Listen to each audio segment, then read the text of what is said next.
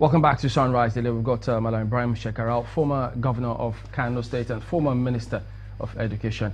Well, following up on the questions Mark put in terms of the impact that this has on the state. For instance, in Kano, the president, I mean, the figures are there. You could also see them on the slide there, that he's always won a lot of votes in Kano. So you were in the PDP, former governor Kwankwaso also in PDP, and I understand both of you have made up. But the figures there show that the president got much more votes than former Governor Kwankwaso while they contested. The difference is there for people to see there. How are you going to ensure that, look, this doesn't repeat itself, because the APR is really strong in Kano?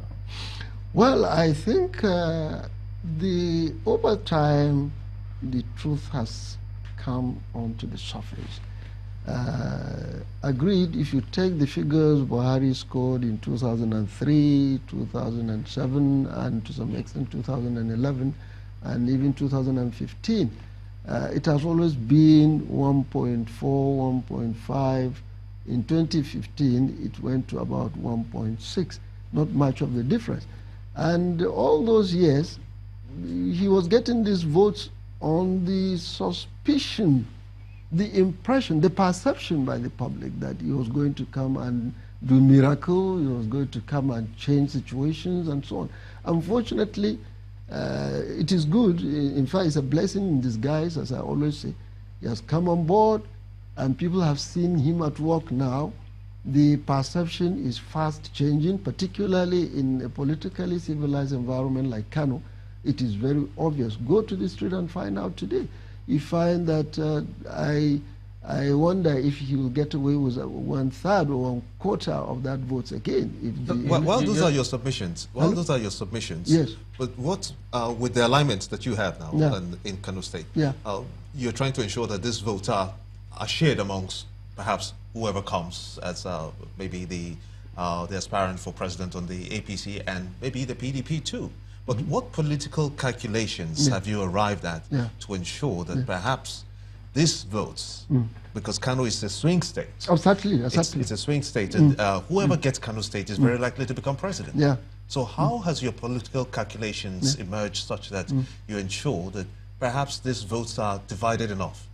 Well, I think my calculation is very clear. The calculations, you know, in election, it's a matter of the sensitization of the voters and the perception out there. I've just finished explaining that the wrong perception, if I may call it, of Buhari in 2003, 2007, 11 up to 15 has been responsible for the number of votes coming out of Kano. But unfortunately, his coming on board has opened up the eyes of the electorate. And fortunately, I want to say that Kano, being a very civilized politically environment, people are very well sensitized now. They've seen that, look, all along we thought this man will do miracle, and it's all failure.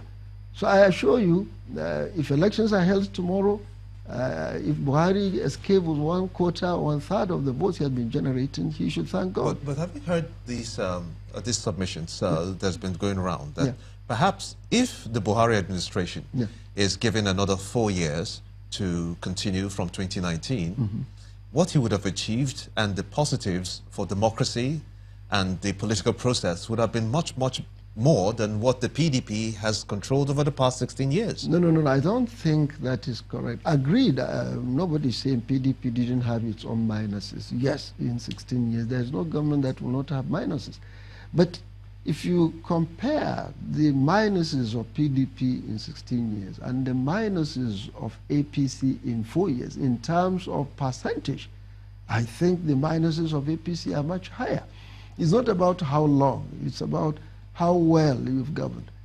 You can govern in 1 month and you compare with somebody that governed in 1 year and you outweigh him in terms of performance, in terms of delivery, in terms of the perception. Do you think that Nigerians will forgive the sins of the PDP?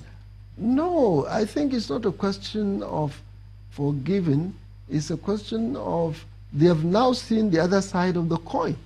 See, Nigerians will now begin to see, they've seen PDP, they've seen APC, and if you like, most voters will decide who among them is a lesser evil. And so it's going to be a question of a lesser evil to the bigger evil. The good thing is we've seen the minuses of PDP.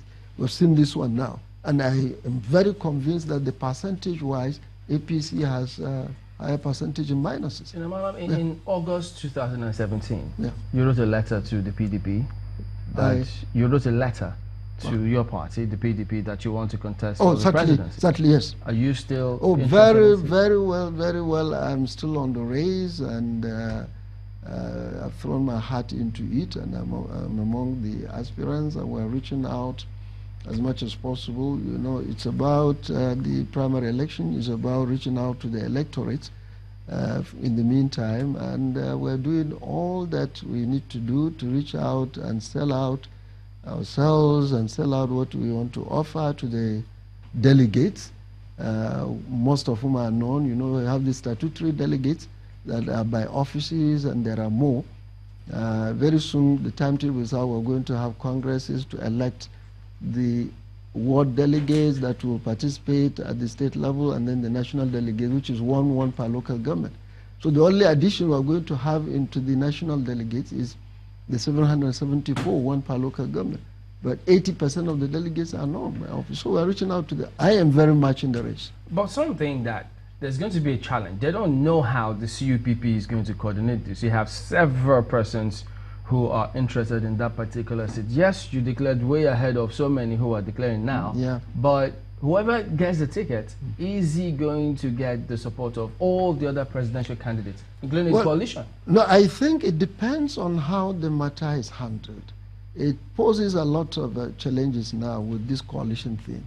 It's no longer a PDP affair in all. PDP is, of course, the senior partner in all this coalition, but about 35 parties and groups are into this coalition, and they've signed a memorandum of understanding to look up to a particular presidential candidate. Then that means it's no longer a family affair only of the PDP. All these other parties are interested. So the primary is going to involve all the other parties? Well, you see, there are two options always to produce candidates. There is the consensus, and which of course is part of the primaries, and there is the ballot box thing, voting. Either way, I think it depends on the way the party is handling it. And I think so far so good. We are aware that the party leadership is talking with the leadership of all these other parties in the coalition towards having a smooth process. All we are insisting, particularly myself, what I've been insisting, let the process, whether consensus or election at primary casting votes, should be transparent, should be credible, and all aspirants should be taken along. So how is the defection going to affect you, being in the party for a while, and then having those who are defecting from the APC wanting to contest also? Where does that places you? I don't think that is giving us any worry. In fact, the more the better, as I said earlier on. The more aspirants you have in a particular contest, the better, as far as I'm concerned, because that shows higher hopes. It is the hope of winning, the hope of trust and confidence in a particular party that encourages members of the party to come up to contest. So it depends on how the party leadership handles it. There could be hundreds of aspirants. If it is properly handled, if every aspirant is given sense of belonging and every person believes that the process is transparent, is credible, and responsible, trusted leaders are the one piloting the consensus, everybody will accept. Do you believe you'll get the ticket? Of course I do. I have every confidence that I do. Naturally. If I don't, they have no business contesting. See, I have every hope. Is it a do or die thing? No. I think I have never contested as a do or die affair. No. You see, where the party control the whole thing is try to guide aspirants and frown at any bad language, instigation, crisis. I've been talking with fellow aspirants who've been discussing, so that in the end... These discussions, as you say, do they involve money? Which discussion? Discussion with the other aspirants? Yes. Well, involving money, how? Because the fear amongst the electorate is the fear of money in politics. Yes. You alluded to it earlier on. Yeah. Is it possible to, as much as possible, curb the flow of money in our politics? Now, you see, I think you're talking to the very right person. I have been schooled in that. I'm sure if you go on to the history of how I came on board in 2003, my poor teacher was my rickety 21-year-old Peugeot going around. I could not boast of 100,000. In fact, I didn't even have a house of my own. It was the agitation that mobilized. I must come in to contest. And people were saying, go to any political party, will be there.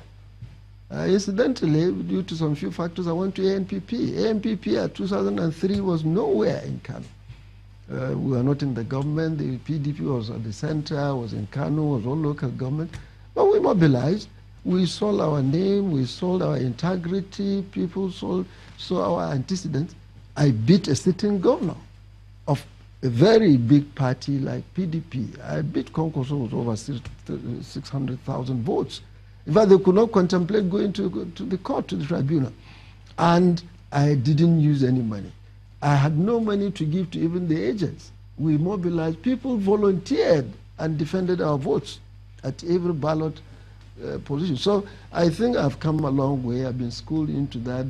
While money is real, when you talk of the needed money to facilitate your movements, I've come from Kano to Lagos. Of course, I needed money to fly. I needed money to fuel a vehicle to move. This, to me, is what you need. But in terms of the huge of millions, let me tell you, in 2003, when I was forming my campaign team, we approached a very fine gentleman whom we thought was experienced enough to come and lead my team. His response was, go and ask your aspirant, does he have up to 100 million behind him? My people told him this poor man didn't even have 100,000. We abandoned him, we went ahead, and yet we won. So for people to think that, people will think if you are contesting Nigerian presidency, you are keeping billions of naira to share. I haven't any. Okay, so, but you know the perception